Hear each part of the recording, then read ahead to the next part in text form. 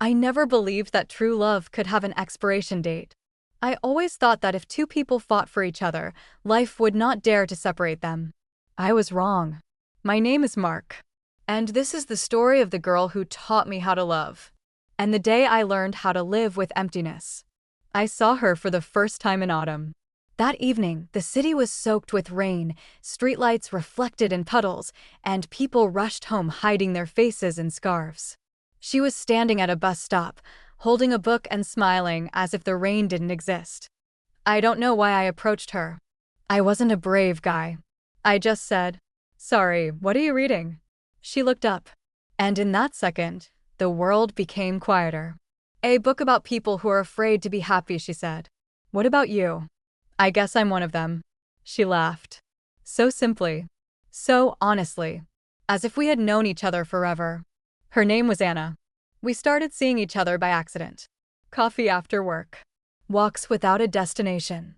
Late night talks about childhood, fears, and dreams we were afraid to say out loud. Anna was different. She loved staring at the sky in silence. She photographed small things, cracked cups, old doors, cats on windowsills. She used to say, "One day this won't exist. But the photo will." I laughed. "You talk like you know the future." She looked away. "Maybe I do." Over time, I fell in love. Slowly. Quietly. And then suddenly, completely. I knew I wanted to wake up next to her. I knew I wanted to grow old with her. I knew that if I ever had a home, her laughter would live in it. But Anna never made plans. "What if we're gone tomorrow?" she asked once. "Then today we should live stronger," I replied. She smiled, but there was a shadow in her eyes. Sometimes she disappeared. Didn't reply to messages. Said she was tired. Said she needed to be alone. I believed her. Because I loved her. One day, I noticed a hospital bracelet on her wrist. She quickly took it off when she saw my eyes. "It's nothing," she said too fast. That night, I didn't sleep. For the first time, fear settled in my heart. But I didn't know yet. This was only the beginning. And our love was already running out of time. After that night, I started noticing things I had ignored before. Not because I was blind, but because I didn't want to know the truth. Anna became quieter. She listened more than she spoke. Her smile appeared less often, as if it cost her too much. Sometimes she held my hand tightly, as if she was afraid I would disappear. Other times she pushed me away, as if there was an invisible wall between us. "You've changed," I said one evening. We were sitting in a small cafe that was always warm and smelled like cinnamon. She was looking out the window as snow slowly fell. "People always change," she replied. "But not like this," I said. She stayed silent. "Anna," I paused. "Are you sick?" She flinched. Like I had hit something painfully deep. "No," she said too fast. "Just tired." I wanted to believe her.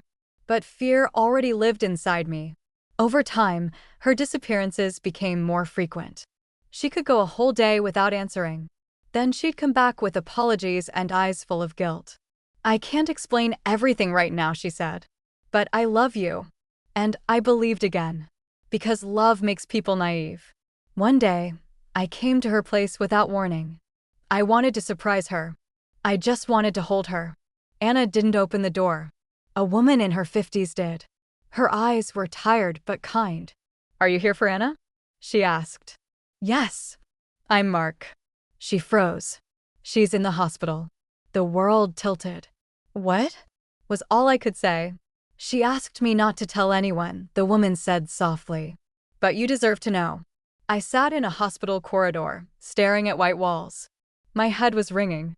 Anna lay in a bed, pale, with N4 in her hand.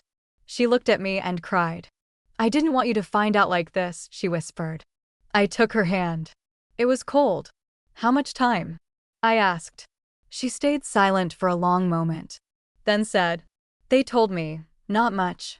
My heart fell into a place where words don't exist. "Why didn't you tell me?" I whispered. "Because I didn't want you to stay out of pity," she said. "I wanted you to be free." "Did you give me a choice?" I asked. She closed her eyes.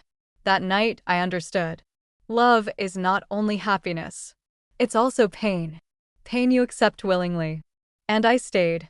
But I didn't know yet that the worst was still ahead. After the hospital, our life changed forever. We no longer counted days. We counted moments. Anna grew weaker, but somehow brighter. She smiled more often, as if she wanted to leave her laughter everywhere. We walked slowly. She got tired quickly, and I held her hand, feeling how thin her fingers had become. But she never complained. "You know," she said once while sitting on a park bench, "I'm not afraid to die."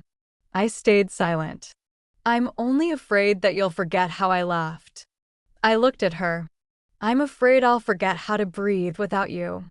She leaned against my shoulder. We started living in the now. Breakfasts in bed. Movies she fell asleep watching. Tiny plans that lasted one day. Sometimes she cried at night, thinking I was asleep. I heard her, and pretended I didn't. The last time we talked about the future was a week before she died. "When I'm gone," she said softly, "promise me you'll live." "I don't know how," I said. "Learn," she whispered. For both of us. That morning, the doctor called earlier than usual. I already knew. Anna lay very peacefully, as if she were just sleeping. I took her hand. "I'm here," I said. She didn't answer. In that moment, I understood. Love doesn't end with death. It simply stops being heard. A year passed. I still stop by the cafe that smells like cinnamon. I still look at the sky. I still notice small things. Sometimes it feels like she's near. Because people don't disappear, as long as they are remembered. And if you ever love for real, don't be afraid of the pain. Because even love that ends in death is worth living through.